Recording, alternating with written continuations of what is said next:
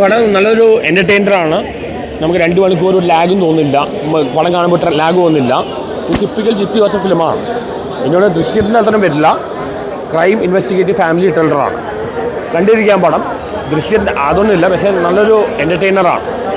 എല്ലാവരും പെർഫോമൻസ് നല്ലതാണ്, ആക്ടിങ് എല്ലാവരും നല്ലതാണ്. ഓൺലി പറഞ്ഞാൽ ഇത് ജിത്തു ജോസഫ് എപ്പോഴും ത്രില്ലർ മാത്രമേ ചെയ്യുന്നത്. പുള്ളി ത്രില്ലറിൽ മാത്രം ടൈപ്പ് കാസ്റ്റ് ആവുന്നു. വേറെ ഡിഫറെൻറ്റ് ജോണിൽ ട്രൈ ചെയ്യണം. ഇതിൽ കുറച്ച് ലോജിക്കൽ പ്രോബ്ലംസ് ഉണ്ട്. ഇല്ലെങ്കിൽ നല്ലൊരു എൻ്റർടൈനറാണ്. എല്ലാവരും തന്നെ അഭിനയിച്ചിട്ടുണ്ട്. നല്ല മൂവിയായിരുന്നു, നല്ല ത്രില്ലറായിരുന്നു. ടു ദി എൻഡ് ഭയങ്കര ത്രില്ലിംഗ് ആയിരുന്നു മൂവീസ്. ആൻഡ് ബിജു മേനനും ജോജുവും ഓപ്പോസിറ്റ് വന്നുകൊണ്ട് അത് ഭയങ്കര നമ്മൾ പിടിച്ചു നിർത്തി. And from starting to the end movie ഒട്ടും ലാഗ് അടിച്ചില്ല. ലാസ്റ്റ് വരെ നമുക്ക് കണ്ടിരിക്കാൻ പറ്റാൻ. ലാസ്റ്റ് അവർ അടിപൊളിയായിട്ട് ലാസ്റ്റത്തെ ആ സീനെല്ലാം ഭയങ്കര അടിപൊളി ഒന്നും പറയുന്നില്ല. ട്വിസ്റ്റാണ്, പക്ഷെ ഭയങ്കര കോംപ്ലിക്കേറ്റഡ് ആക്കി ഓവറാക്കി ചാളാക്കിയില്ല. നല്ല അടിപൊളിയായിട്ട് twist to the end entertaining ആയിരുന്നു. ഒരു ത്രില്ലർ മൂവി കേട്ടോ. നമ്മുടെ ദൃശ്യമൊക്കെ കാണുന്ന പോലെ തന്നെ തോന്നിയിട്ടുണ്ട്. ആ ഒരു ക്രിമിനൽ ബുദ്ധി, നമ്മുടെ ജിത്തു ജോസഫിൻ്റെ ഒരു ക്രിമിനൽ ബുദ്ധി വീണ്ടും വർക്കൗട്ടായിട്ടുണ്ട്. മിറേജ് കഴിഞ്ഞ് മിറേജിൻ്റെ ആ ക്ഷീണം പുള്ളി തീർത്തിട്ടുണ്ട്.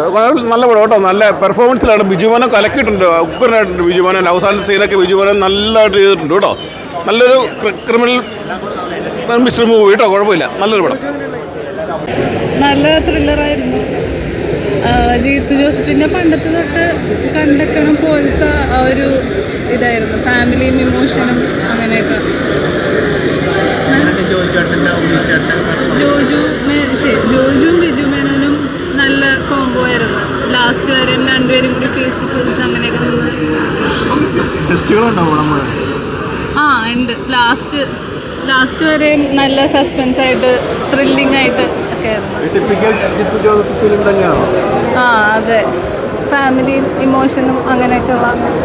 ഇപ്പോൾ എൻ്റെ അർഫാസ് വീണ്ടും അവർ ദൃശ്യം 3ക്ക് മുമ്പ് ഒരു ട്രെയിലർ ഇറക്കി പൊളിച്ചു.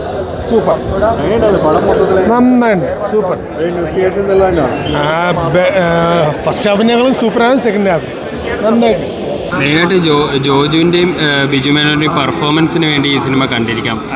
പടത്തിൽ ഒരുപാട് കൺഫ്യൂസിങ് ആയിട്ടുള്ള ഒരുപാട് സീനുകളുണ്ടായി. പക്ഷേ ഇവർ രണ്ടുപേരുടെ പെർഫോമൻസ് കൊണ്ട് വളരെ ഇമോഷണലി കണക്റ്റായ റോൾസാണ് ചെയ്തത്. അത്